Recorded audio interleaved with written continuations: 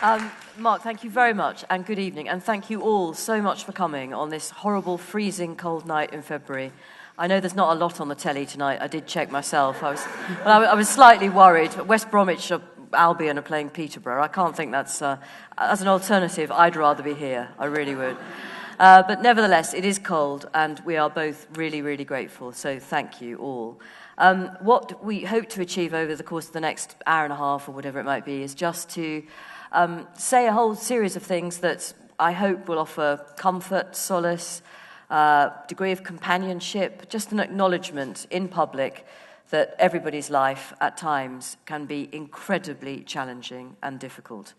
And the idea that we're all super happy and confident and generally chuffed to bits with ourselves 24 hours a day, 7 days a week, is a load of cobblers. And it's actually really liberating just to be able to say that. Sometimes life's shit, but at least now, in the 21st century, in a country like this, we can say these things. And I find that a huge comfort. Right, that's it then. Thanks for coming. Rachel, I think is brilliant because I think she just will not allow mental illness, mental health to be a stigma of any kind. But the truth is, it still is in some parts of the world. It still is in some parts of Britain. It still is in some families, in some couples, amongst some friendship groups. And it takes people like Rachel to stick their head above the parapet and to say, I've been ill and I'm better, but I suppose you can't rule out always being better. None of us can. So, Rachel, I was going to say tell me about your childhood, but I'm not actually.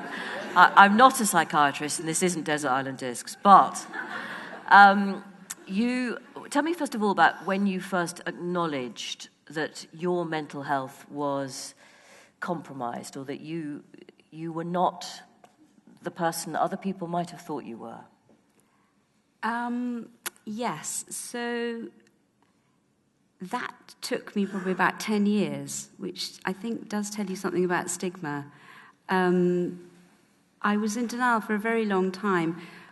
What really happened was that one night I couldn't get to sleep, and I was lying there, and with this insomnia came some sort of alarming physical symptoms. So my heart rate speeded up, and I felt as if I was going to be sick, and as I had to sort of empty my stomach, and my head felt as if I might have sort of wasps or something sort of stinging inside it. Very sort of alarming, and all the while my worries were kind of getting worse and worse and deeper, and it felt like a skater where the marks on the ice were sort of getting ever deeper. And I was thinking, well, if I can't get up, I won't be able to get to work. So at that time, I was a reporter in the newsroom at the Times, and I had 2 small children, and I just couldn't stop worrying. I couldn't stop these alarming physical symptoms, and I basically stayed up all night. But being a sort of supposedly high-functioning, organised kind of person, the next morning I thought, right, well, I'll refasten activity to its normal time. So I'll sort of breakfast at breakfast time, and I'll lunch at lunchtime, and have supper at supper time, and then I'll sleep at sleep time. But unfortunately, this insomnia continued, and these alarming physical symptoms got worse and worse. I don't know if anyone here has ever been on a plane when you thought the plane was going to crash, and the captain goes, brace, brace, and you feel your sort of stomach lurch, and kind of incredibly alarming feeling of terror, sort of panic. I don't know if anybody's ever been on a plane like that. Few nodding heads. So it was like that, but it just didn't go away, this really appalling sense of sort of heightened anxiety.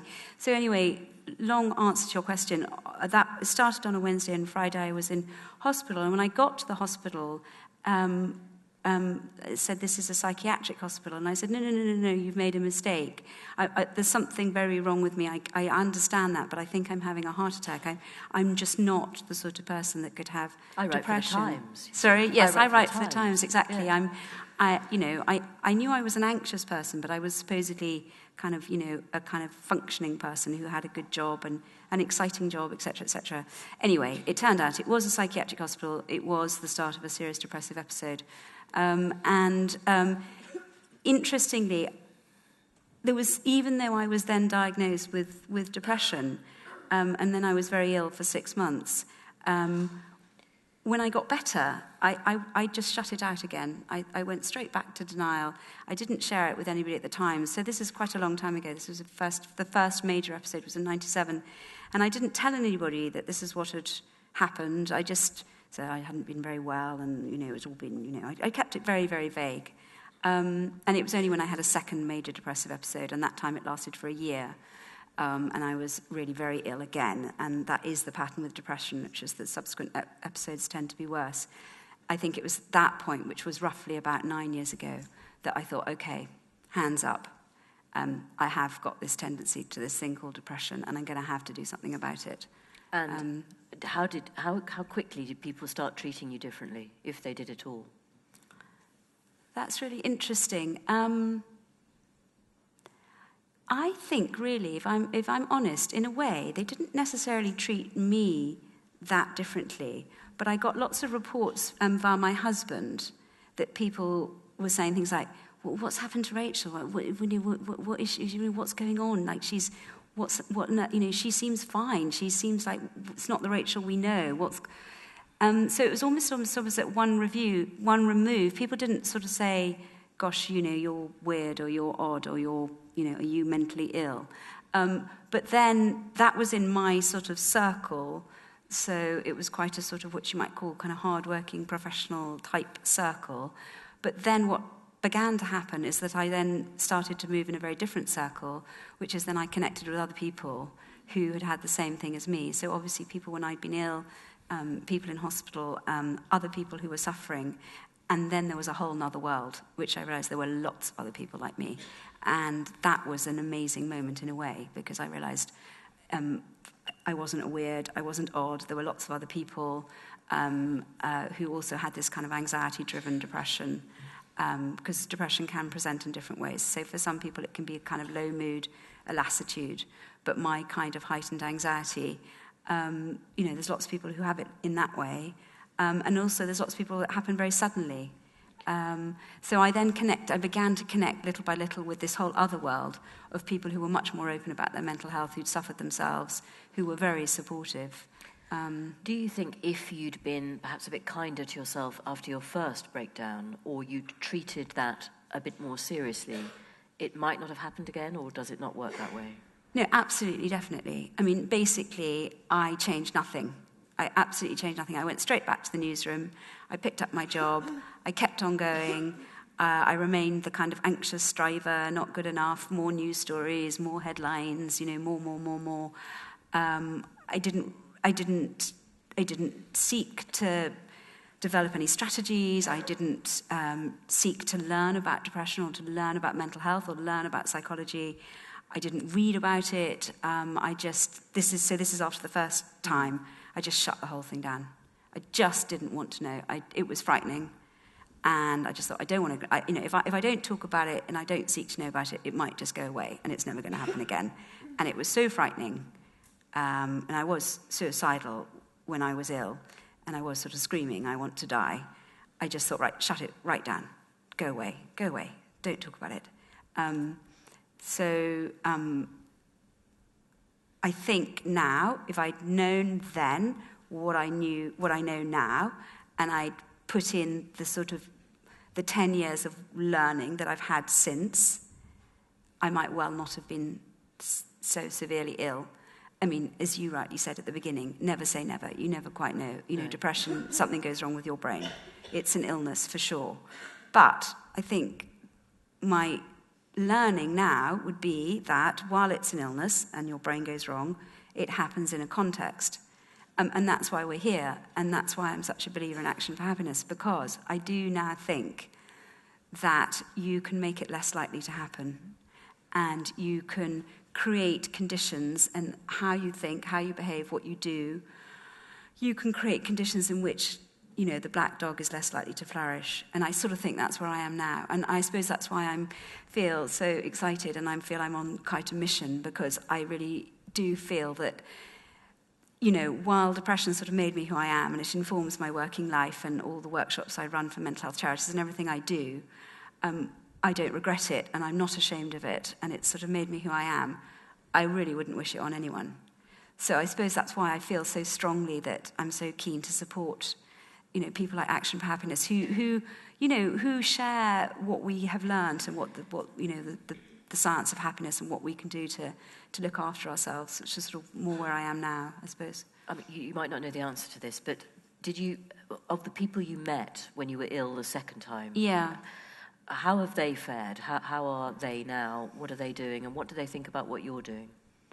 Well, I think on the whole they're sort of very supportive. I mean, I'd love to be able to say, everybody who suffers from severe depression recovers, and I feel I have recovered and I feel unbelievably lucky, which is partly why I'm so keen to sort of try and put something back in a way.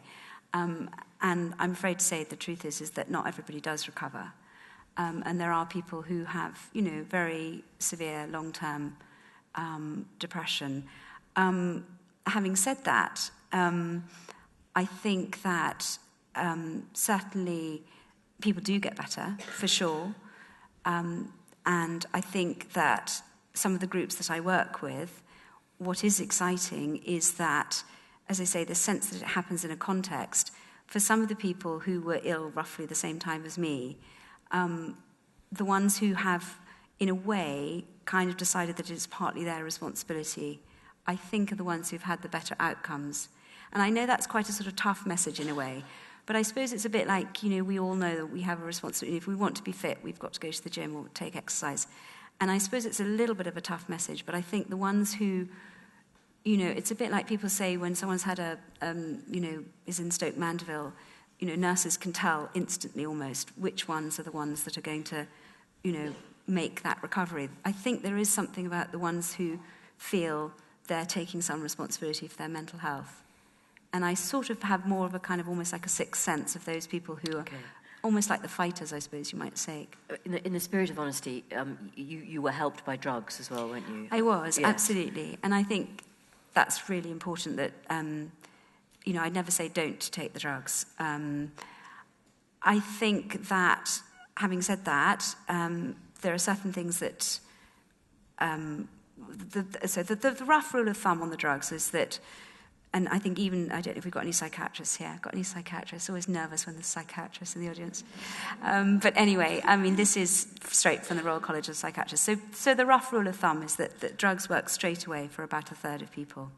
And for that can be a complete lifeline and a miracle. And I'm sure maybe there's some people here who have that as their experience. For roughly another third, they work, but they don't work instantly. Now, that's really, really important because one of the problems is that they may take anything between sort of 6 weeks and 2 or 3 months to start being effective. And that can be a really, really dangerous period for people because they have been promised that they think that the drugs are going to work, and then when the drugs don't work, people have very high suicide risk in that window when the drugs haven't quite kicked in or haven't yet kicked in. And I was in that category, so they didn't work straight away, and I was very, very, very vulnerable in that sort of in-between stage. So basically what a psychiatrist does is it's a bit like a picture. He tries to sort of tilt it this way and tilt it that way. So with my case of depression born of heightened anxiety, basically the drugs are trying to sort of bring you down. So you have a combination of sedatives, sleeping pills, and antidepressants which are aimed at slowing you down. So some antidepressants like Prozac cheer you up, and other antidepressants kind of keep you steady. But, so anyway, mine were the sort of steady variety. But, so back to the third, there's definitely a third for whom they don't work. And so I think we have to kind of think that some of these other things that we can do are, maybe the only options that some people have if the drugs haven't worked. And I think the other thing to say about drugs, which I don't think anybody would deny, and you're very lucky if it's not the case, is they do have very strong side effects. So we were just swapping heights earlier, but I think you'll find I'm substantially taller than you. Exactly. But I'm pretty small, so I'm 5'2". So when I first started taking drugs, I ballooned in weight, and I normally weigh around sort of about 9 stone on a good day. And that's about the same as me. But I think I pretty quickly was about 12 and a half, 13 stone, which is actually really, I have to be honest, I would find that insufferable. Yeah. And you did you? Well, it's just very depressing, isn't it? When you suddenly literally... so what happens is when you're so desperate, when you're originally giving the drugs, you say, yes, give me. Side effects, forget it. I don't care. I don't care that I'm going to have a dry mouth. I don't care that I'm going to have no libido. I don't care that I'm going to be 13 stone. And then actually, you start to get a bit better. And who's to say, as one of the psychiatrists who treated me said, he said, we will never know if you would have got better anyway. But let's just assume it's the drugs. But anyway, when you start to get better, you think, well, hang on, is it really worth it, taking the drugs when I've got these dreadful side effects? Yeah.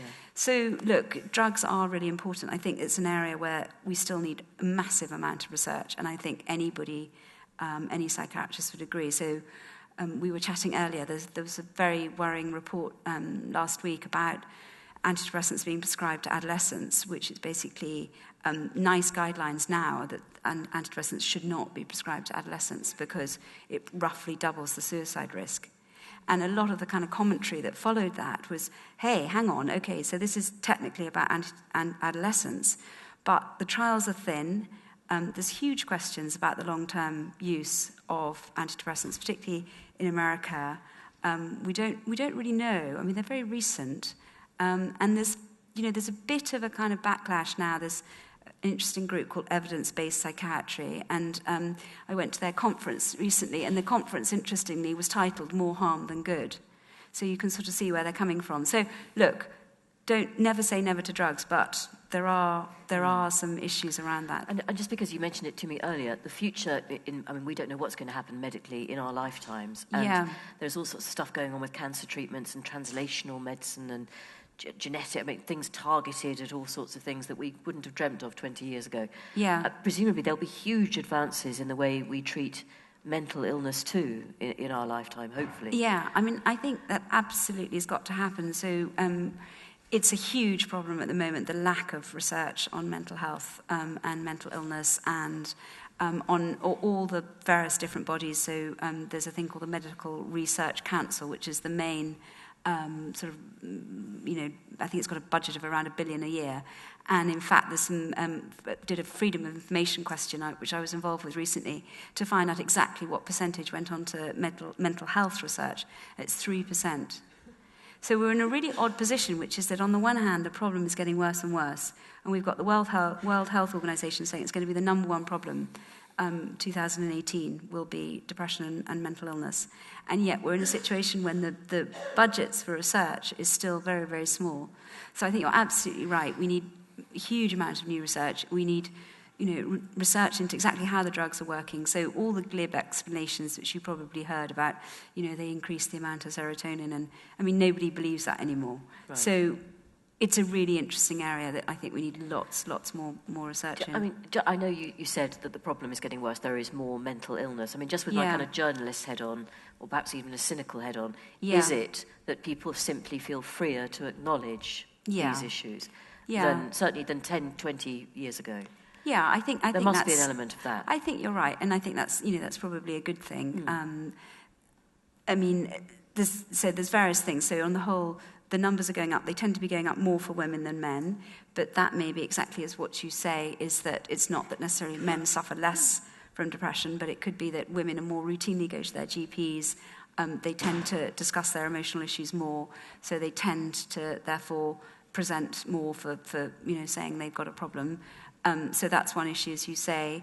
There's another whole issue, which is that even though more people are coming forward, Mind, for example, so I was chatting to Paul Farmer, who's head of Mind, and he actually had an even worse take on it, which is that even though all the numbers are going up, so I think last year there were roughly around 400,000 women went for counselling, and it was roughly 200,000 2 or 3 years before. So it's kind of moving at quite a cracking old rate, but someone here might have better figures, but I think that's roughly it. But anyway, what was interesting was that Paul Farmer was saying that actually, even though more people are being diagnosed, he still thinks as probably as many as 50% of people with a mental health issue are getting no help at all and not coming forward at all. So it could be even bigger than we realise. So that's quite a daunting thing to sort of hold as well. Just while it's in my head, I wanted to ask you about the role of the friends and the partner of the person who was you. Yeah. Is there a right way for those people or that person to conduct themselves? What do they do? What helped you? That's really interesting. Well, I think the first thing is that if you start from the proposition that mental illness is an illness, which I know sounds really obvious, but because it is to do with mood and character to an extent, it's very hard sometimes to just realise it's an illness. So I think the simplest thing is to get in your head that something's gone wrong with your brain, just like something went wrong with your liver or something went wrong with your leg. So it's an illness. So the first thing, I think, is that if somebody was ill in your family with something, just let's forget what the illness was, there's all sorts of things you would do because someone was ill. So, for example, they may well not be able to get out of bed. Someone may have to come up with a tray and breakfast, and actually maybe they're going to just make that effort and put a flower in the pot and just try and make that tray that little bit nicer. So all the sort of things that you would do just because anybody was ill, there's no reason you wouldn't do any of that just because somebody had depression. So I think, in a way, that's quite a sort of practical thing.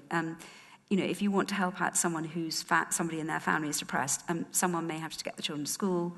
I was out of action. I know I didn't do the school run for a whole year. So that was a whole year of asking friends and neighbours and my family. In fact, my mother came to live with us, which I was very, very lucky, and lots of people don't have that kind of support. But, if you want to help someone, there's just practical things. Someone's got to unload the dishwasher, get the children to school, deliver a fish pie, just like if somebody had cancer. So I think that's the first sort of thing to hang on to. Don't think it's any different to any other illness. It is. Having said all that, of course, there is this extra dimension of this idea that people feel it's their fault. There is something about, what is it about them as a person? And it is a kind of, it affects their mood as well as, having these alarming physical symptoms. And I think on that, I suppose the thing I've learnt, so I work at various, I work alongside various mental health charities who, most of them have existing support groups for people who find life hard. So I go and run workshops for those groups. And I think what seems to be very helpful, and I think was helpful in my experience, but also sort of crowdsourcing what people find in these sorts of workshops, is that there's something about decharging it, sort of de-risking it, and sort of lowering the tempo. So the more it gets kind of dramatised and bigged up, I think in a way the harder it is. So in a very practical way, I suppose one approach would be, instead of a sort of existential, Jane, are you happy? Kind of, you seem really gloomy. It's like your Jenny Murray impersonation. It's very good, actually. Whatever. I've been practicing. Okay. So I think that thing of these, the really big questions. If someone is feeling depressed or suffering from low mood or whatever, it's not the time for those very big questions. I think it's something very small, like, how was the trip to the shop, or how was that conversation? So start very small. I mean, my children are never less sympathetic than when I say I'm ill. I mean, they just couldn't give a damn.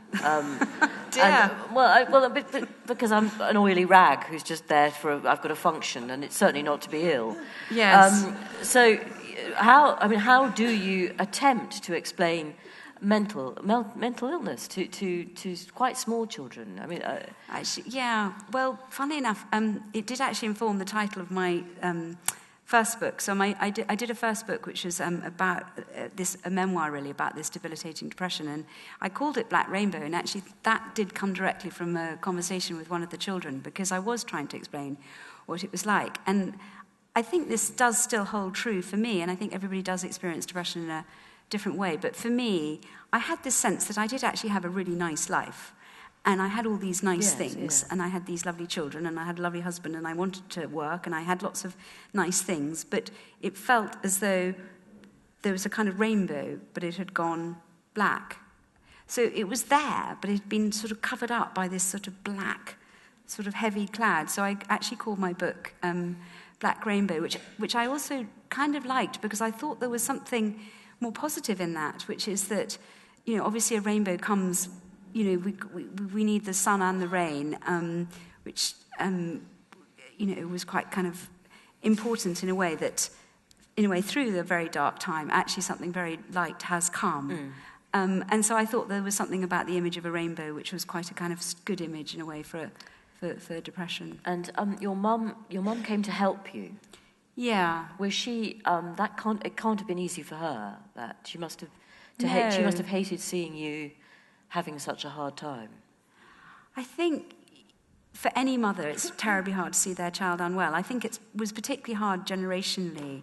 So my mother will be 80 this year, and so she's that post-war sort of war child generation, very much stiff upper lip. How are you? I'm fine. We weren't at all a family that talked about. Actually, I don't think we ever mentioned.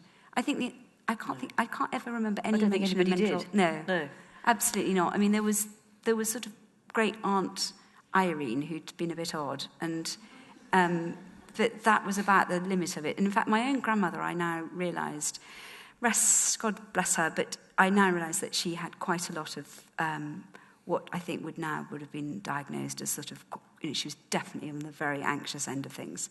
But again, wasn't talked about. So I think for my mother, there was an added challenge, not just a mother seeing a child unwell, but also a cultural challenge. So I think, for example, when you asked earlier, which is really interesting, is that, to what extent was it sort of talked about, or did it change things? I think my mother was absolutely didn't want to talk to her friends and didn't want to have the idea that she'd had a child who was very depressed. And I think as a mother, and I'm sure any parent here, you can't, there would always be a bit of you think, well, maybe I did something wrong. Because obviously the whole Freudian analysis is based on the idea that, our early childhood experiences seg into how we are as adults. So I think it's hard for a parent. I think it's hard for any parent, yeah. And she lived with you for quite some time, didn't she? She did, because I think that's another thing about depression is that, life goes on. I mean... well, did it go on? Well, I mean, my husband had to keep going to work. He was very good. He kept pretending to me he was there. And he did it. He was like a sort of magician. He kept saying, I'm here. And then I would sort of go, then my mother would sort of, they were basically on a kind of relay race, and then she'd arrive. And then I'd go, well, where's Sebastian? Oh, my husband's called Sebastian. He said, he was just downstairs, just making a cup of tea. And I wasn't really well enough to get out of bed. So I sort of would believe that he was downstairs. But of course, he'd rushed to work, because at that point he was working as in finance, and actually those jobs you can't just suddenly turn around and say, well, I'm not coming. Though actually, interestingly, his employer was actually quite good and was quite ahead of the curve. That's interesting. Yeah. So this was a long time back. So one or two people, I think partly because he had an American boss, and possibly America was a bit ahead on knowing a little bit more about the truth about mental illness. So, I think in some ways it was very intimate with my mother, and she was amazing. I mean, she was amazing. And she did bring something very special to the party, which was, I think, probably kind of unusual, but she was that generation whose head is very richly stocked with poetry, and this isn't for everybody, and... But it turned out it was a very important thing for me, and it was very much linked to her, because what would happen is that I would be screaming, saying, I want to die, I want to die. I'd be given some strong drugs, and then they'd sort of wear off, and then I'd sort of wake up again. And she would be at my bedside, because I had this sensation I was falling. And actually, interestingly, I don't know if any of you read any Virginia Woolf, but I read Mrs. Dalloway recently, and it's got a description of a soldier who has suffered post-traumatic stress.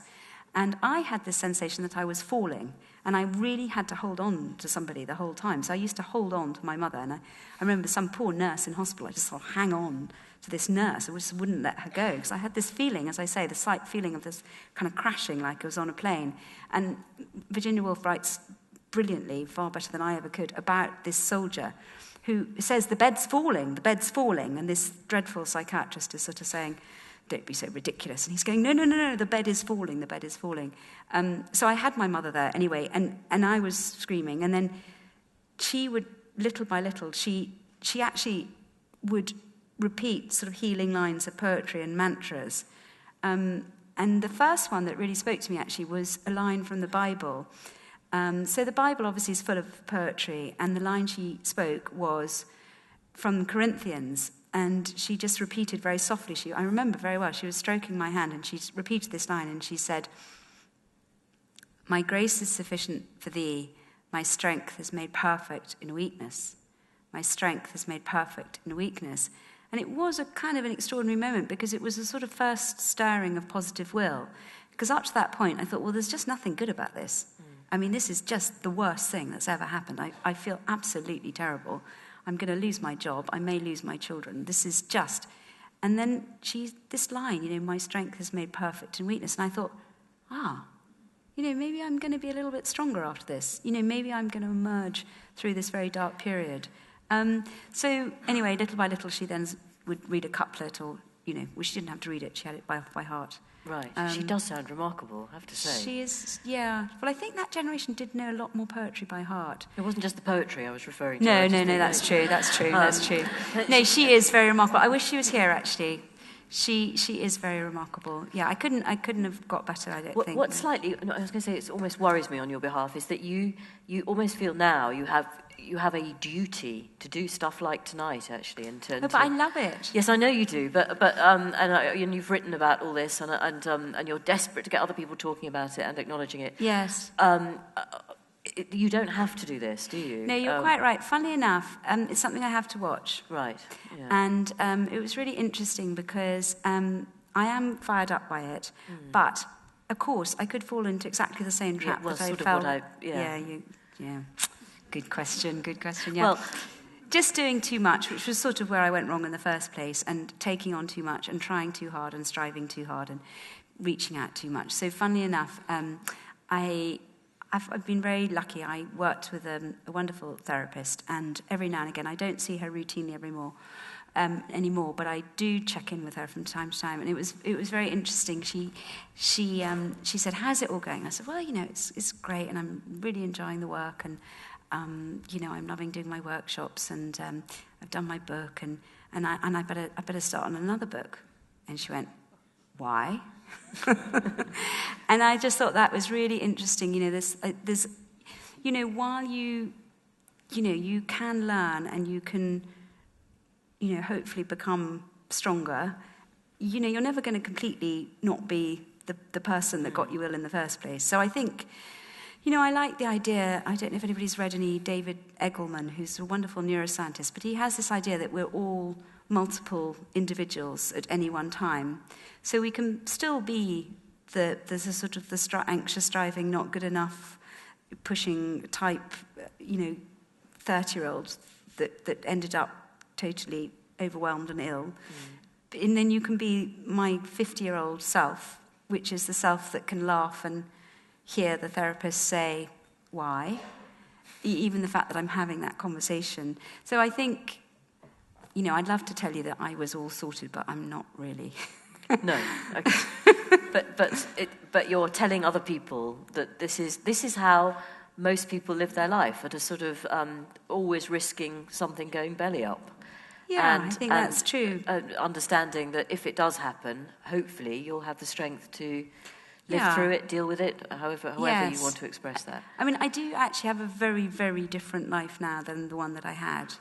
And I think the most basic, obvious contrast is that, I was a journalist in a newsroom, and now I work with mental health charities. So, we know that trying to do stuff for others is, or trying to make a tiny difference to one person is incredibly good for your mental health. And I also work at our local prison where I'm part of the education department. And as you'll all know, there's lots of mental health problems, people in prison.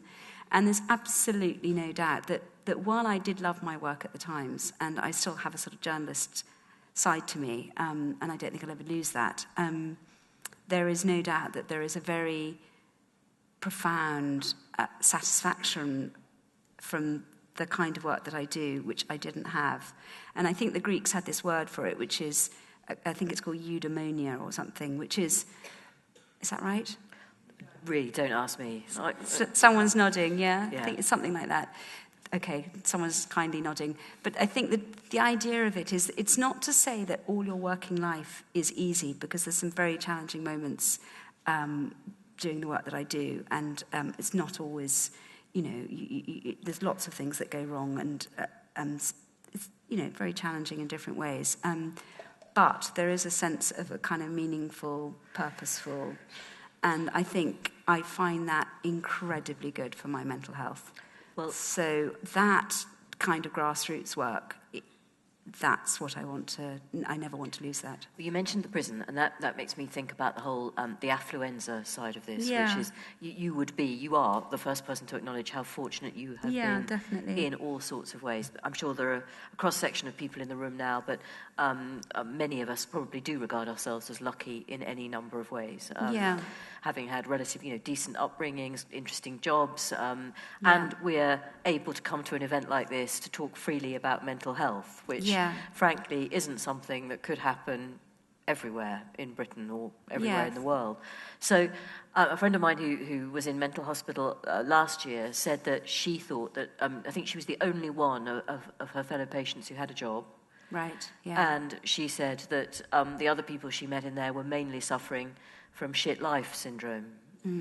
They had just had such a crap time. Yeah. Probably right from the start.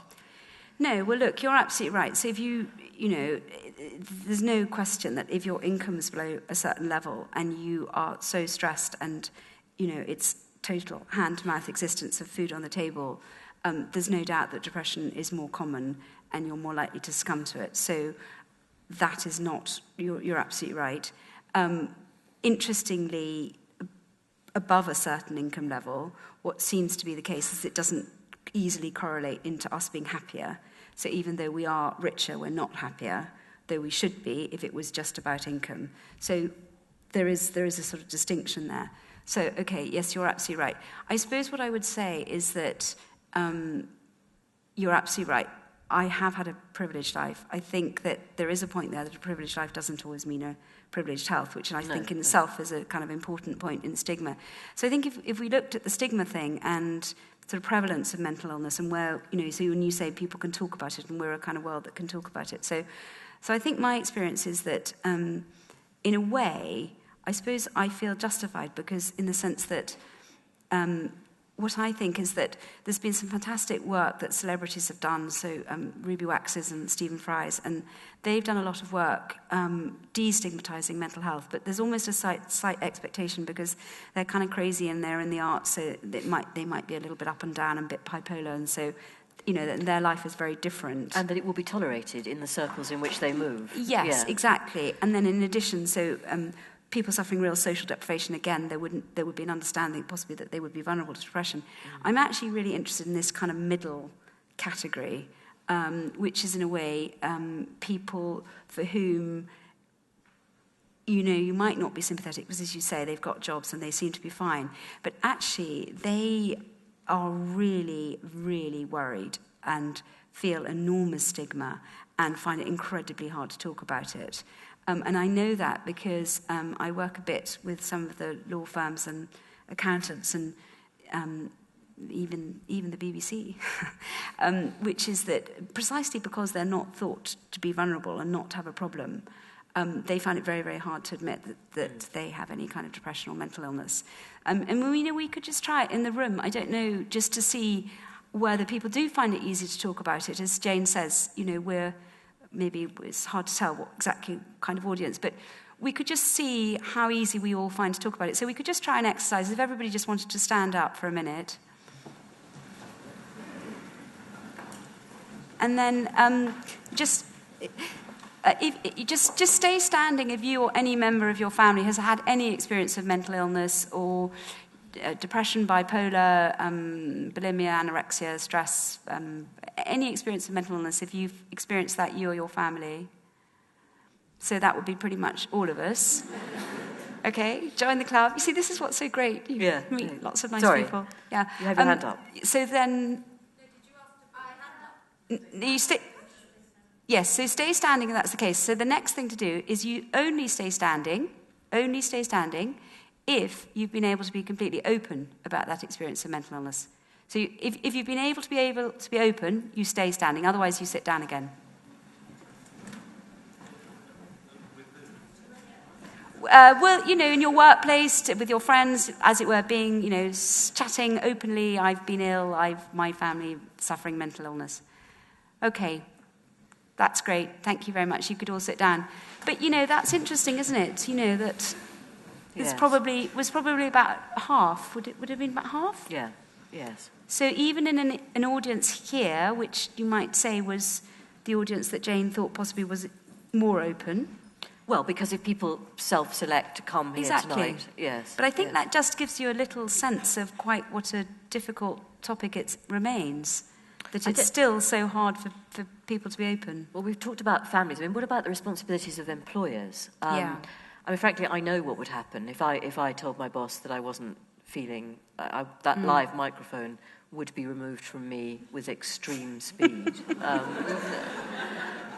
I think... Yeah.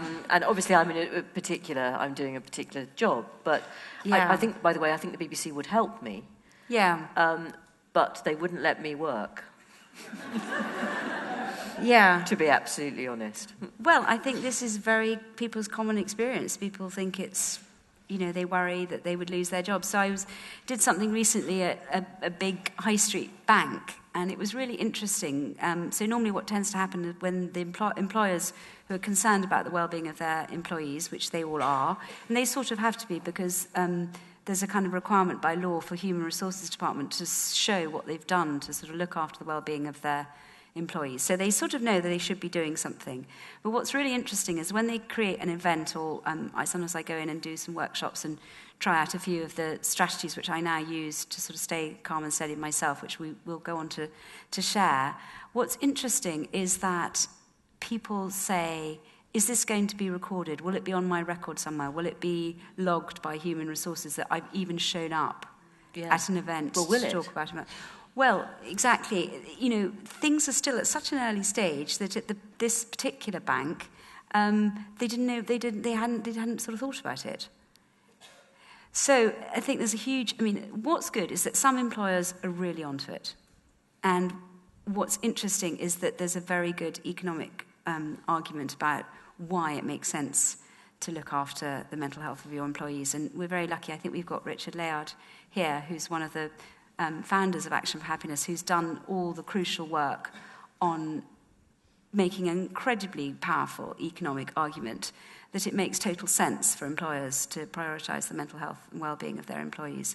Because, obviously, a healthy, happy workforce, you look at the numbers of days lost. So normally, it's very misleading because a lot of it is put down to things like stress, which is a kind of cover. But what's exciting is that some of the people I've been working with, they really are trying. But it's always kind of nuanced. So I give you a good example. So Arianna Huffington, who started the Huffington Post, she's kind of really on this stuff. And so she had this idea she'd introduced sleep pods. So insomnia being a key characteristic of depression, as we've already seen tonight, she wanted to sort of break the idea that, you go to sleep at night and you're up in the day. And she wanted to sort of, again, decharge the idea that if you were up at 3 a.m, it would be okay because you could go to the sleep pods and it wouldn't be stigmatised at the Huffington Post because you could go and take a nap. So anyway, I don't know enough about the Huffington Post, but apparently they're all quite jolly having naps in their sleep pods.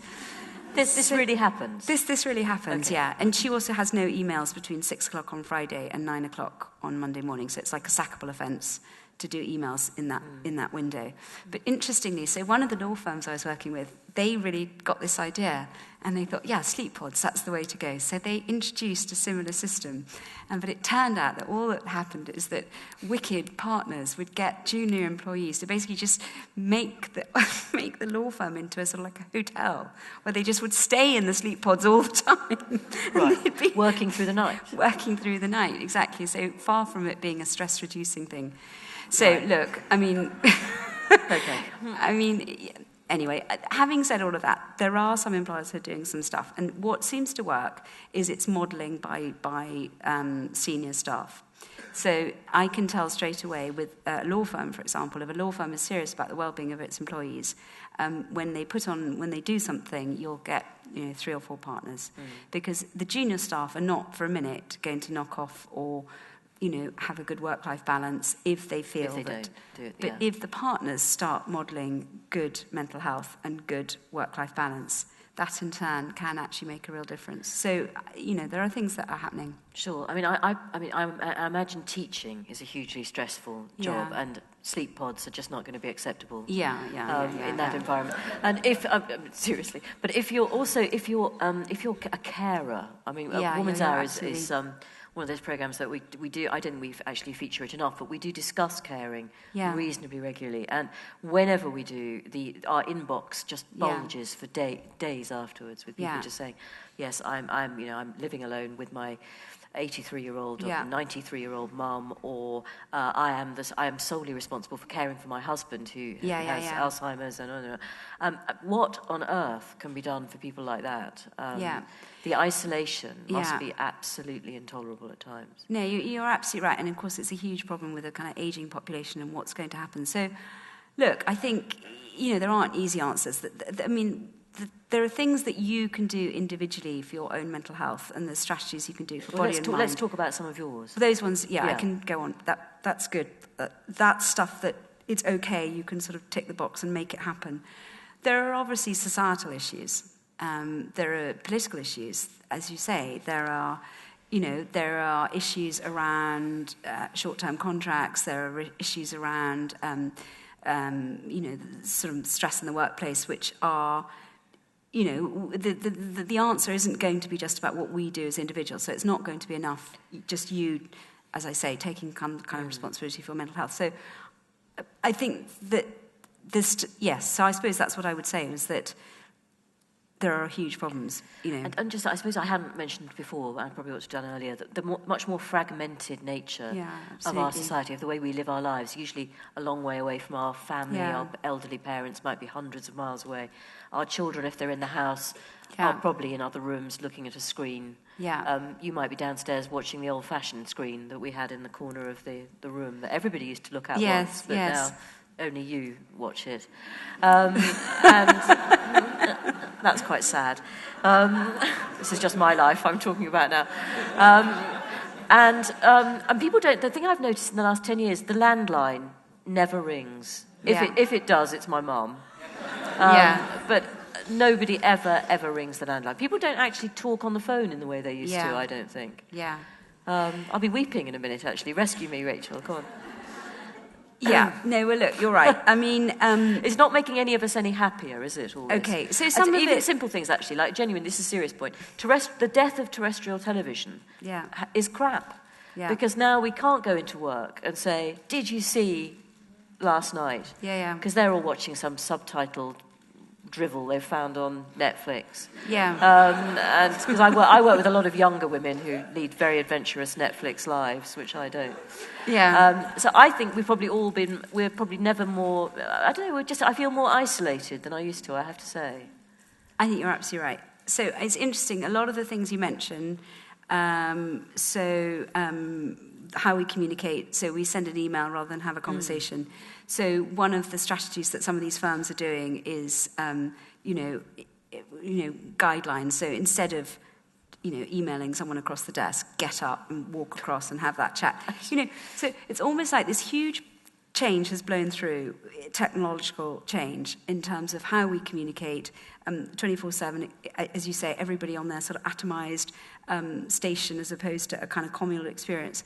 And I think the thing is that it's almost like we've kind of got to we're getting to a tipping point, which is that, so much has happened so quickly in terms of how technology has changed everything, that my optimistic side says that we're going to have to establish some sort of new protocols about how we all behave, and that how we're not all, absolutely victims to our phones and some of the things that you raised. So I had a nice thing. I was working with somebody recently who had this idea that one of the ways you could do it was you would establish this idea of sacred spaces.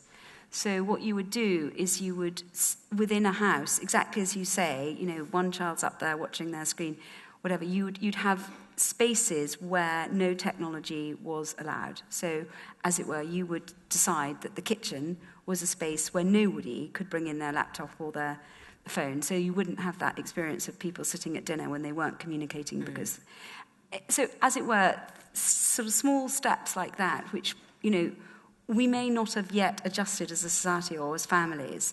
It may be commonplace in 5-10 years' time that it will be, so how kind of nudges and tipping points, those sorts of ideas. So how it's become socially unacceptable to smoke, as it were, in a way that it wasn't. So it could be that because particularly the teenage mental health problem is so acute and it's so frightening, and the role of technology and the way that teenagers perceive themselves and what's happening with their phones, etc., it could be that it's going to continue to get so bad that there will be a kind of almost like a tipping point, and then certain things will become unacceptable, and we will kind of, move to a new era. A little bit like I was saying about antidepressants, we may, have a whole nother learning curve of brain scans showing, obviously, we're still incredibly ignorant about how the brain works, but we now have MRI scans, etc., etc. So like some of the stuff that Action Happiness does, it's evidence-based, and the reason it's evidence-based is we can see the scans. So I think that's my optimistic spin on it, is that, such a lot of social change has blown through so quickly, such a lot of technological change has blown through so quickly. The fact that women work, which is obviously, right and proper, and no one's possibly saying that they shouldn't, but yet that has huge social consequences, which we're not quite, I don't know, we're not, I think. So things will get better. You're saying my life will get better. I'm trying to say things will get better. Good. But I will say that we haven't also, I want to squeeze it in before 8 o'clock, but the immense pressure to be having a good time and to let other people know that you're having a good time. That is just such a ball ache. Because I'm very rarely having a good time, apart from everything else. But, I look at my children watching Instagram, and oh, God, does nobody just stay in their dressing gown like I do? I suppose they don't put pictures up of that, do they? But I don't know. I think it's amazing if any teenager survives that, actually. I do think that the teenage thing is really, really worrying, because the thing is that what's interesting is if you ask teenagers what their pressures are, they're exactly the same as us as adults. So they're worried about things like work-life balance, and they're worried about technology, and they're worried about relationships, and they're worried about isolation and loneliness. Even though they've never been more connected, they actually feel very lonely. But they have a whole set of very adult issues that they're contending with. But what's interesting is, of course, they don't have adult brains, and the adolescent brain is really quite different. So they don't have all sorts of things that we are kind of supposedly have. I mean, even we find it pretty hard as adults, but so they have a kind of risk-taking bit of their brain which is developing, which makes everything much harder for them. So I think that's what's so incredibly difficult, is that they are that they're challenged with adult issues, but with a teenage brain. So, look, again, I mean, yeah, you're right. I mean, I hope that almost, as I say, it's getting so bad that something's going to have to kind of snap, and certain things are going to become just unacceptable. Do you want to go through some of your top tips from Walking on Sunshine? Because that's very kind. We can have a couple of bite-sized nuggets, because I think we're actually, the armpit of the year, I think, is probably over now, because that was sort of January, wasn't it? Yes. I think we're on the up-ish, aren't we? We are. Are we? But nevertheless, it's dark quite a lot of the time. Yeah. It's cold, and I'm reliably informed it's going to get colder. Right. I need something to get me through the next couple of weeks. Well, I thought what we would do is, I really want to hear what you all have to say, and I think Mark has got an exercise that we're all going to do together. So what I thought, in the book, so I wanted to support Action for Happiness, so if anybody wants a book, there is one for you as you leave. So I'm not going to go into all my sort of strategies and tips, but if you wanted to support Action for Happiness, that would be brilliant. I thought we'd just do one together, so don't feel you're going to miss anything, because it's all there if you want it later on. But I thought we'd do one together because I think as a sort of overarching theme of what I've sort of learned and what I didn't know and what I like to share is this idea that it isn't just that mind and body are linked, but they're actually indivisible. So what has been incredibly helpful for me is that if you can't fix the mess in your head, so if you're back where I was with those dreadful thoughts and rumination and catastrophic thinking and all the kind of ways that you can think when you're depressed and anxious, you can't necessarily change that way of thinking, or I couldn't. But what I have learnt to do is to constantly rely on my body as a way of calming my mind. So the basic point is that if you are mentally tense, you are physically tense. And equally, if you're physically relaxed, you are automatically mentally relaxed. So what I've learned is strategies which mean that I now can relax myself physically. So before we came on tonight, I actually felt very relaxed because I'd done some breathing exercises, and I was just feeling very physically calm, even if mentally, I was a bit anxious. I was fine because I was calm in my body. And so if you think about breathing, which is at the heart of mindfulness, so I am a fan of mindfulness, but I definitely have some reservations about it. But there are one or two things that I do find very, very helpful. In fact, I love the Conway Hall, because this is where I did my mindfulness training. But if you think about breathing, so one of the characteristics of anxiety is that we worry about the future and we regret the past, and we're not in the moment. And you seem like an amazing audience. I feel you're really present. I feel you're really in the moment. But one of the ways that I relax my body and I calm that anxious mind is to be in the moment. So I thought all we would do tonight, and then we would pretty much open it to the floor. And I'd love to hear, I'm sure Jane would too, because I bet you've got loads of brilliant ideas. I thought we'd just do one exercise from the book, which some of you may know, but it's just one that really never fails me. So it only takes 3 minutes. So, I need my glasses. I thought I couldn't see. Hang on a sec. Right. Okay. Sit down. So you're all doing that. Well done. Okay. Take note of how you feel. Try to become more aware of your body, your feet on the floor, your clothes against your skin, the beating of your heart, and the rhythm of your breath. Notice your thoughts. Just observe them with an open, non-judgmental curiosity. Sometimes labeling them can help. Planning, worrying, and then gently let them go, like leaves floating down a stream. And now, bring your attention inwards and focus solely on your breathing. Don't feel you must change your posture, position, thoughts, or breath. Just become aware of each inhalation and exhalation and how your body moves as you breathe. And now, expand your attention outwards once more to the whole of your body.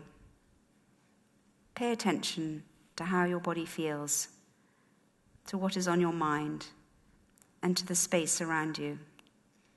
At this stage, you might like to turn your thoughts to others and put your own experiences into perspective.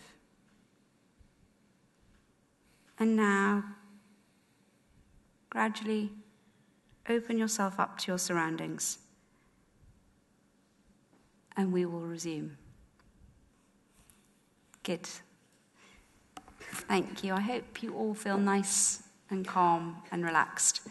And it's just an example of a very simple thing you can do. So everything in the book there's 52 of them, but they're from a series of different disciplines, not just one, not just mindfulness, but they're all sort of doable, evidence-based things you can do, one for each week of the year, to make you that little bit calmer, really, as a kind of way that happiness is more likely to flourish. Thank you, Rachel. Thank you very much. And thank you for being so attentive. I think you've been fantastic. We really want to hear some of your experiences, thoughts, questions. Don't care what they are, actually. But I just want to hear... I don't want to hear my voice for a while. I'd like to hear Rachel's. I'm not so keen on hearing mine. Yes. Can you tell us a little bit more about some of the strategies that you've employed, small practical steps? Is that all right? A little bit more about the strategies that you've employed, the practical steps and the changes you've made in your life to build your mental resilience. Okay, so I think roughly I would divide them between, notwithstanding the indivisibility of body and mind, I would divide them for sort of just categorization to sort of body and mind. So some of the ones for body would be breathing exercises. So there's actually 3 separate kinds of breathing exercises in the book for different kind of circumstances. So there might be something you need to do very quickly. So one very quick one is if you put your finger on one nostril, that immediately halves the rate at which you breathe. So if you feel fight or flight or you're sort of suddenly very tense, that's an incredibly quick, easy thing to do, which just works, and it's just completely brilliant, even if you're just about to step into a stressful meeting. So some of the other sort of physical ones would be to become aware of the links between your gut and your brain. So, we know that our stomach is like our second brain. So there's absolutely no question that there are happy foods, and most of our serotonin is made in our stomach. So what you eat, the links between mood and food, I think are completely fascinating. I kept a food diary for a while to sort of watch what happened. Typically happy foods would be things like green leafy vegetables, lean protein, dark chocolate's very good, cinnamon's very good.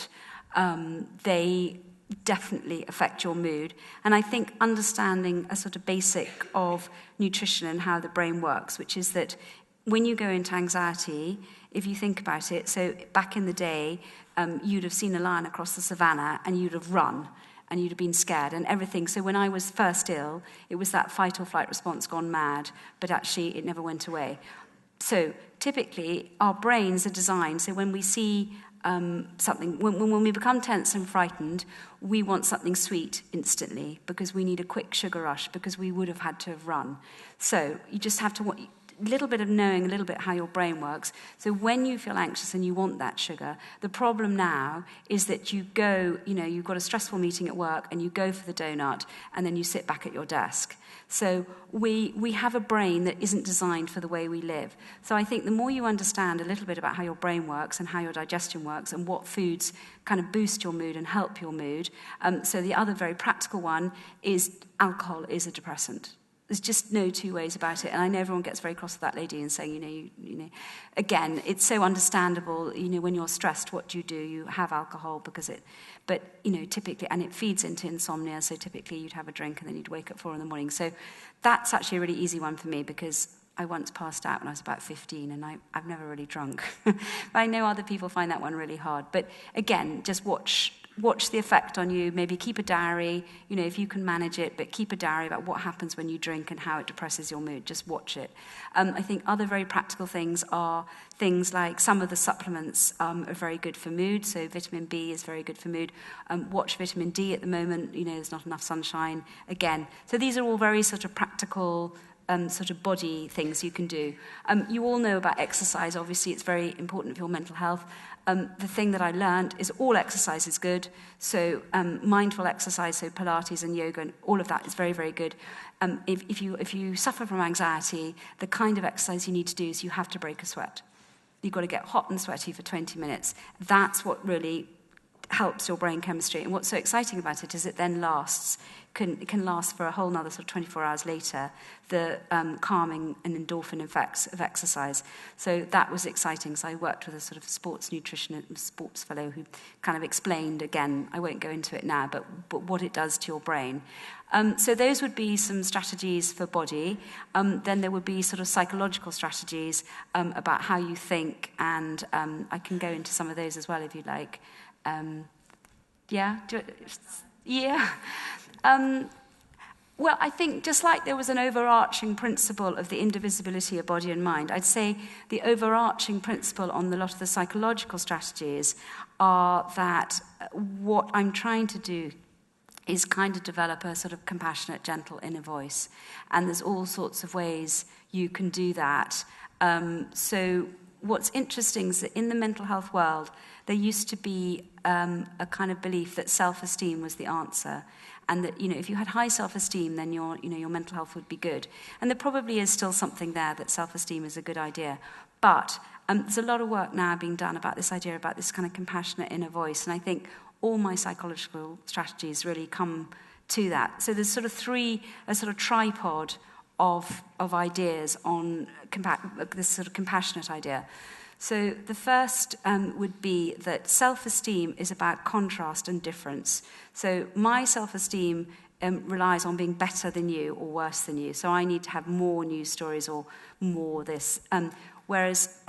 So it's about difference, whereas a self-compassionate inner voice is always about our commonality and our similarity. So the more you can think, so one simple device would be every time it's I, try and think what the we is. So language can be useful as sort of prompts.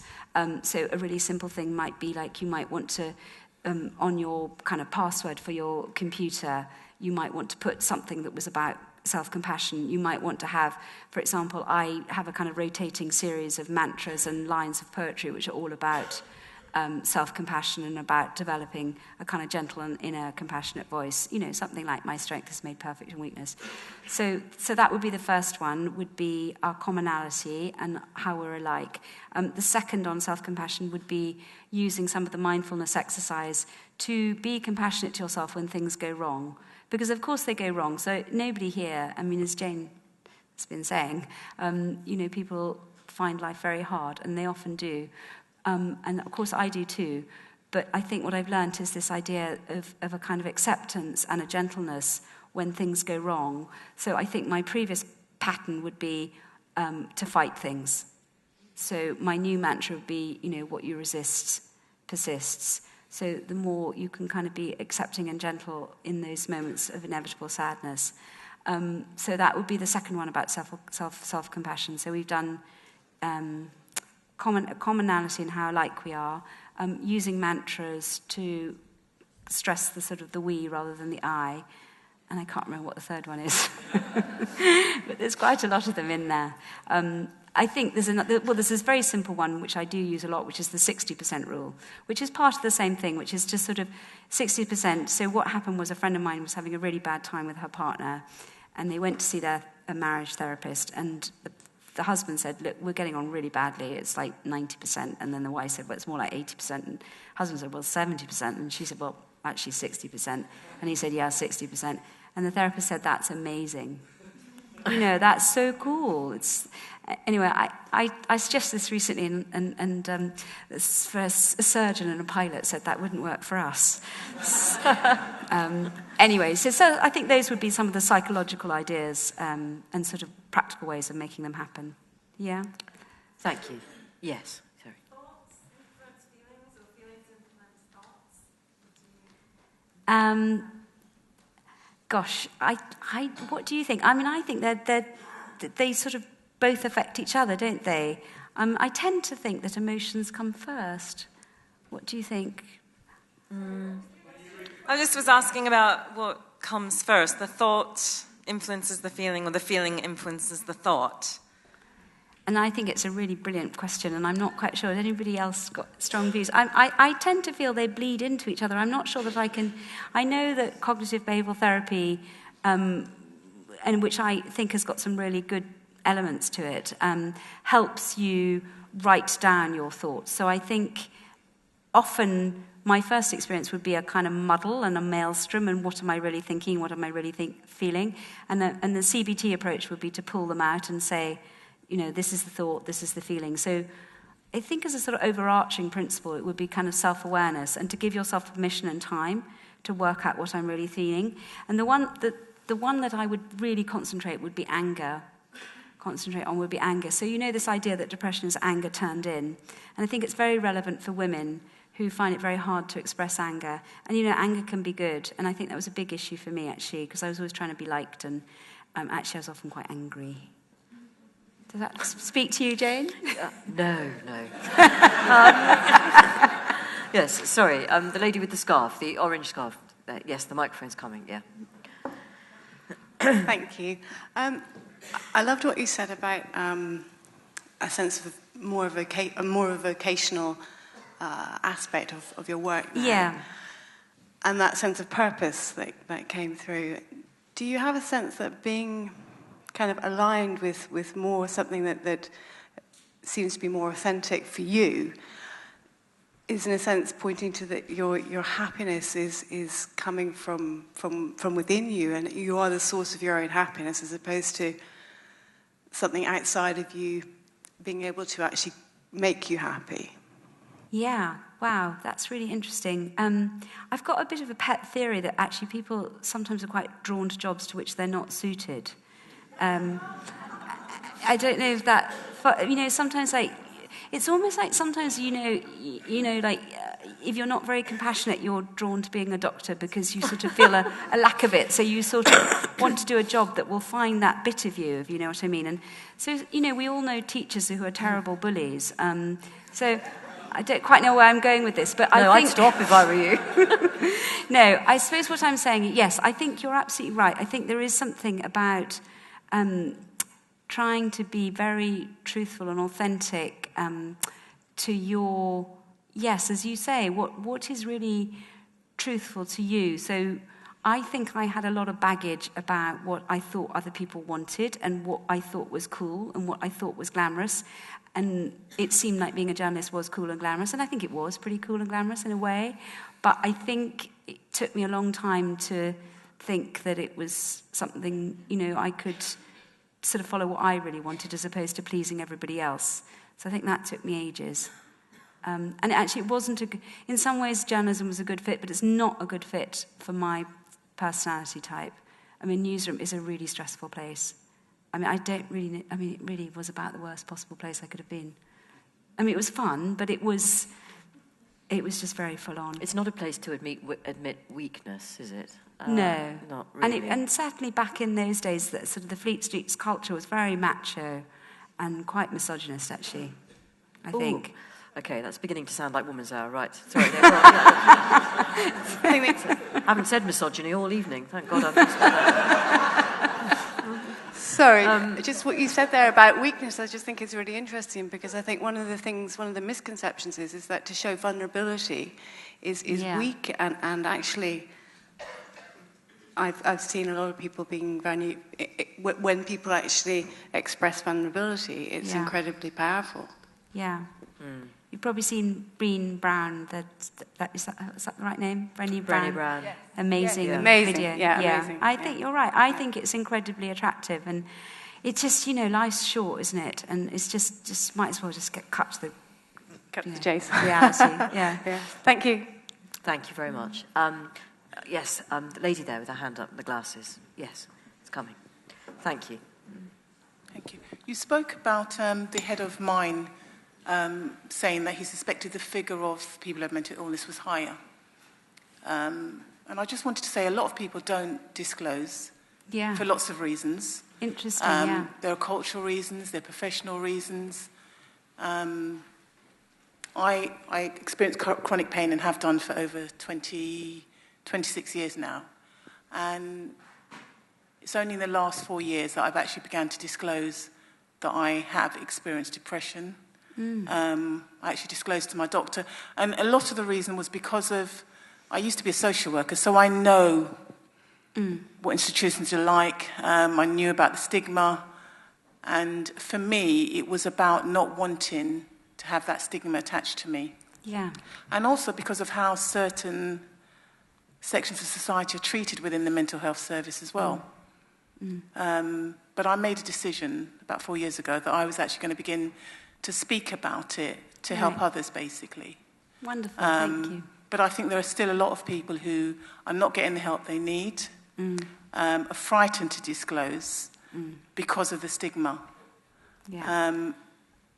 And I think somehow those people need to be reached because it's a very lonely, isolating place to be in.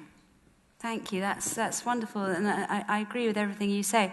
On a sort of slightly optimistic note, when I was chatting to Paul Farmer, he was very interesting, and he was saying that there has to be this sort of paradigm shift in how we approach mental health, which is that, this sort of one-size-fits-all, that it's, aggressive treatment either with drugs or indeed with talking therapies that don't necessarily also work for everybody, or indeed mindfulness, or whatever approach it is, as the thing du jour, is the answer.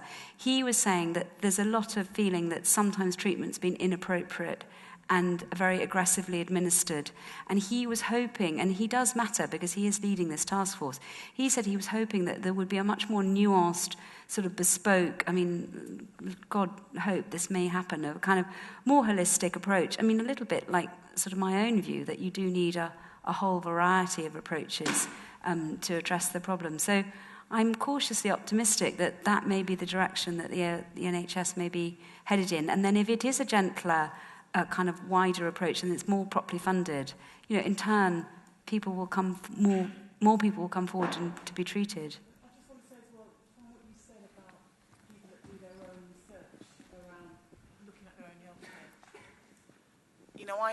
I decided that I was going to be the master of my own destiny in terms of my health, and began to look at neuroscience, positive psychology, and I've just got a toolbox of so many different strategies, and I think one size, you're right, does not fit all. Yeah. There are lots of different components, and you need to take what fits you, Absolutely. basically. And it won't be just one thing, there'll be many things, and something may work for you today, it may not work for you tomorrow. I must say, though, for me, mindfulness has been my anchor, particularly with my pain. Yeah, fantastic. Thank you.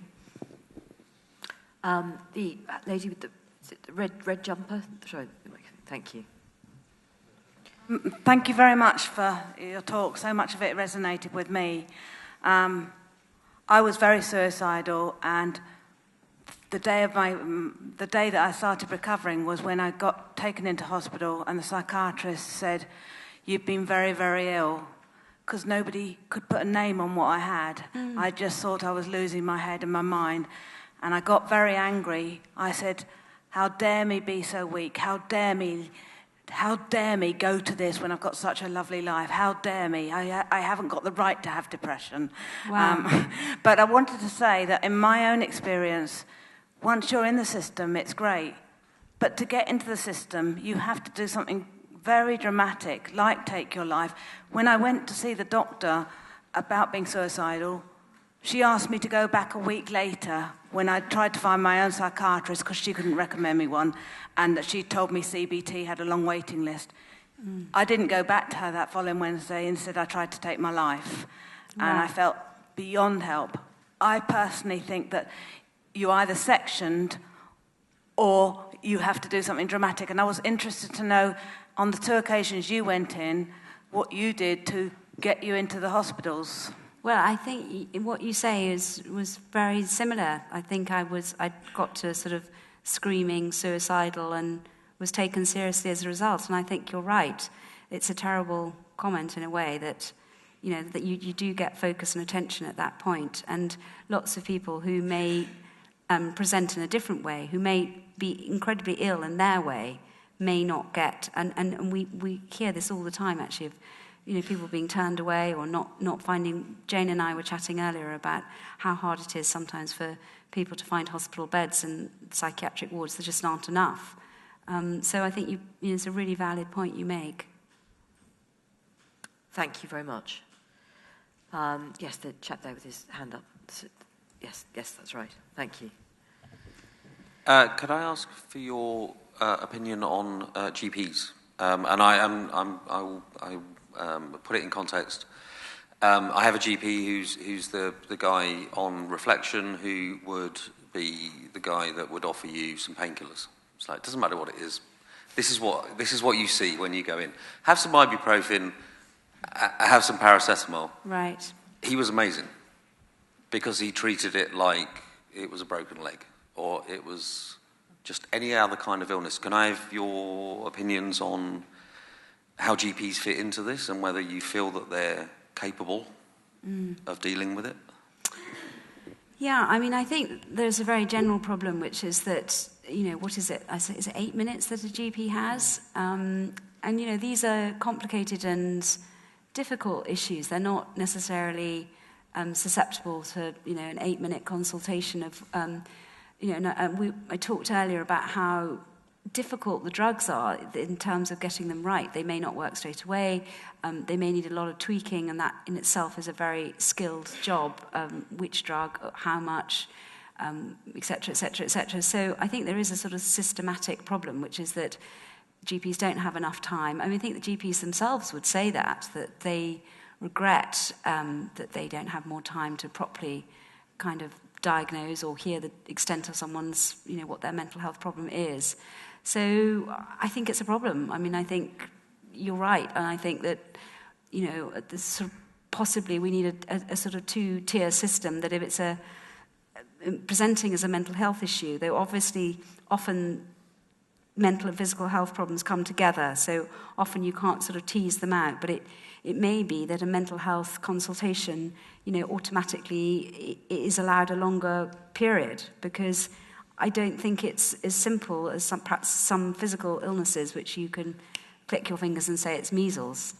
Does that sound? I don't know. Maybe that's something to think about in the future. This is could be a daft question. I don't know. Do GP surgeries have a GP who specialises in mental health? Is that? No, they don't. On the whole, okay. No, it would just be part of the sort of routine. And I mean, my experience from working with people who, they're frantic to get specialist treatment, and they're waiting for far too long to see a psychiatrist, and it's pretty desperate, really. Because mental health is systematically underfunded. I'm sure you all know the problems about, the push to get it at least to have parity with physical health, which politicians say is the case, but obviously isn't. So I think there's a big problem. Yes, yeah, sorry. Are there times when the kind, compassionate, forgiving Rachel comes up against the adrenaline-fueled, anxious, I need to please everybody, I'm not good enough, self-sabotaging Rachel, and you look in your toolbox and think, I know what works, but I simply do not have the will or the energy to take anything out of the box? Yeah, you're right. As I said, I think the two can sort of coexist, and there can be different individuals that either come to the fore. And I think, when you go back to drugs, so I'll give you an example. I have a real problem with flying because it just triggers, I think because it has laid down a very deep memory of when I was very, very ill, this sense of this crashing pain. And I will do almost anything to avoid flying. But, every now and again I have to fly, and I do everything I can. I do all my breathing exercises, and I recite my poems, and I get my compassionate voice, but sometimes I take a Xanax. I just do, because I think in a way it's not totally contradictory, because that's also being compassionate. If the voice is too strong and you can't get on top of it, well, maybe you are going to have some pharmaceutical help, and it's no point then beating yourself up about that. What I would like to say is that I've got to the point when I don't have to turn to drugs very often. And I think that's I'm thrilled about that, because partly, as I said, all those side effects. So you're right, it doesn't go away completely, but you don't always have to act from that person. I think that's the other thing. You can just sort of sit it out. Yeah? Yeah, no, thank you very much. Oh, thank you for your talk as well. If you just pass the microphone to yes, that's great, to the end of the row. Thank you. Can I be a little bit cheeky and ask 2 questions? Is that okay? So the first one is, I'd like to hear a little bit more about how you found it telling your mum. You talked a lot about how kind of had the view of like stiff upper lip, and personally that's very much my experience that I've had with my family. Oh, really? And you know, like my parents are probably a similar age to you, so it's just it can be quite it can be quite a struggle to explain to them how I feel sometimes. Yeah. I suppose I kind of got angry and railed a bit, and I've sort of now got to the point that, you know, I have kind of almost an acceptance that she was amazing and as loving as she could be. And you know what? She's probably not going to change. I don't think it's going to be, you know, it's not going to be the journey that she's particularly on. And I'm sort of okay with it now, I suppose. And I suppose it does feed into the more, you know, the sort of question of loneliness. And of course, we all need connection, and we need our own family and our mother and partner and whoever it is, are absolutely crucial. But I think there is a kind of existential loneliness in a way that we all have, which is we are all born alone, we die alone. And I think something back to what I was saying about this kind of inner voice, this kind of compassionate voice, which is sort of not quite you become your own mother, but you do, you know, you learn to sort of be gentle with yourself, and that you slightly become less needy in a way of other people's understanding, which you're just not always going to get. I mean, you're just not. And sort of in a way, I sort of made peace with that, if it makes any sense. Yeah, no, that does. That's really helpful. The other thing that I wanted to ask about quickly was what you were talking about with kind of self-compassion and how that fits in with society now. I have two younger siblings who are kind of, my brother's 16, my sister's 19, and you can really see the amount of pressure that they're put under, and how it is a lot about, you know, I need to get these grades so that then I can succeed. And also it's very much like that in the workplace as well, is that, you know, the way that you progress is that, you know, focusing on talking about the skills that you've developed and what you've done, which obviously, you know, kind of if you're trying to have the we voice for yourself, it really contradicts that. And I don't feel like society is going to change soon. So then it's, you know, kind of in a way, at some point, maybe some people are going to have to make a decision between feeling successful and achieving things, but feeling happy, and obviously that's not what we want. Yeah. Well, I mean, I am kind of optimistic. I do think that, you know, I'm hoping that there is a middle way, and some schools are really taking on board this idea that obviously we're all sitting here as adults, but prevention must be better than cure. So if you can get to people young enough, if you can apply the science of happiness, all these things that we now learn, you know, ways of thinking, the ways of how we talk to ourselves, all these mind-body links, which you can learn. I mean, only if I'd learnt that sort of stuff at school. I mean, wouldn't that be amazing? And it's beginning to happen. So there's, you know, mental first aid in schools that's going in, and some of these, a lady at the back said mindfulness has been an absolutely brilliant thing for her. You know, some of these schools are adopting mindfulness. So again, I'm kind of optimistic that some of this stuff is beginning to feed through. But it's both individual and societal. So again, it has to be your journey and what you know, how you decide you're going to, you know, take charge of your mental health, but equally what's on the curriculum. You know, mental health, in my view, should be on the curriculum. You know, how schools adjust. You know, teachers should be trained in this sort of stuff, that they can spot the signs, and all these sorts of innovations. And equally, you know, in the workplace too. So I think it has to be a sort of double effect. Yeah. Thank you. Yes, lady here with her hand up. Microphone's just coming. You think, hang on, there's one. Okay, you've got two coming at you.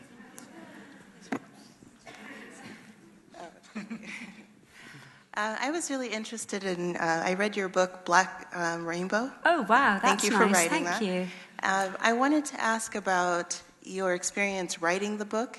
Yeah. So presumably you were not depressed at the time you were writing the book. Yeah. Did it bring back feelings of depression when you were going into those dark places? It was mixed. So I suppose in a way a lot of these answers are kind of nuanced and mixed, which I think is in a way the reality rather than saying.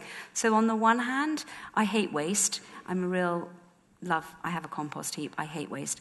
So I love the fact that I was making something positive out of a very dark period, and I felt that in a way it had been a lot of wasted years, but I was creating something. So that played well with me. I liked the fact that I was quite a reporter, and I kept diaries, and I kept emails, and I had my doctor's notes, and I interviewed people. So that sort of appealed to my sort of professional writer side. So I liked all of that. You're absolutely right. At times, it was incredibly painful. And the thing that was really painful was how difficult I was to others.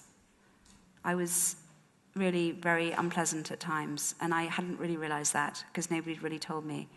But when I went back over it, somebody who's very, very mentally unwell is a very, very demanding and can be very, very difficult and can say some very unkind things.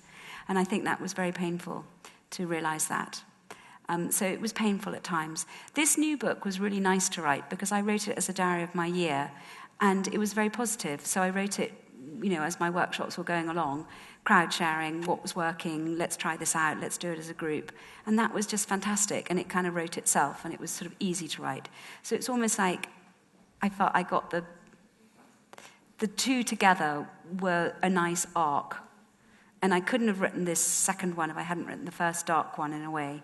But this was really positive because lots of people said to me, oh, well, you seem to be fine now. How have you managed it? So I thought, okay, great. Well, let's just share some of these ideas. So that felt really positive. So it was a kind of two-part thing in a way.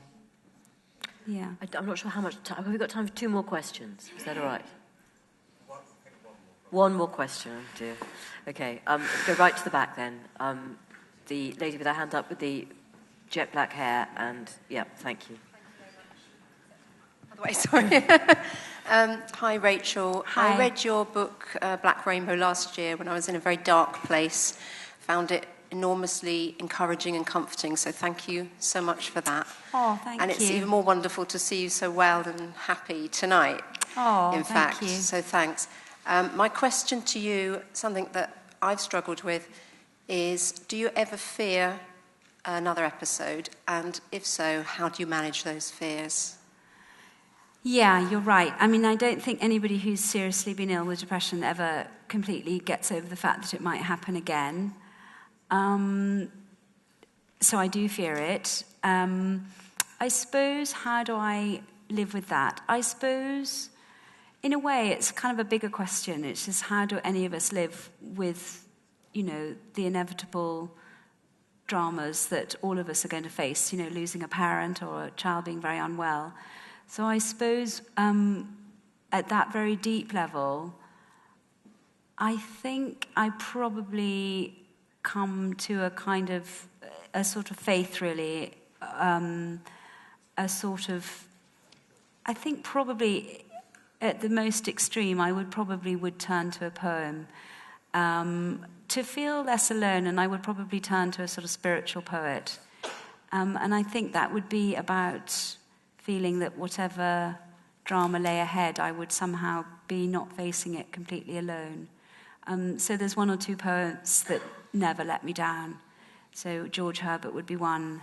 I don't know if any of you know Rumi, who's a wonderful Persian 11th century mystic.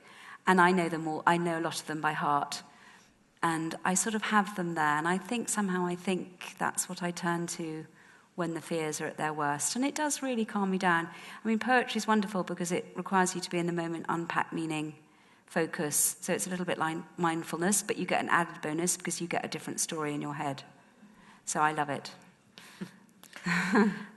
Thank you so much, Rachel. And I'm sorry we haven't got time for all the questions and the comments and the experiences in the room. But I hope you found some of that helpful. I'm sure you found a lot of what Rachel said really, really helpful. And thank you once again for taking the time to come and for raising the money, apart from anything else. Thank you very much, and have a lovely evening. Can I just say thank you? Can I just say that Jane gave up her time this evening to support Action for Happiness, and want to really say thank you to Jane. And I also do want to say thank you to Mark. So Mark is amazing, and Action for Happiness is amazing, and I really want to support them because I feel so at one with what they're trying to do. So thank you very much.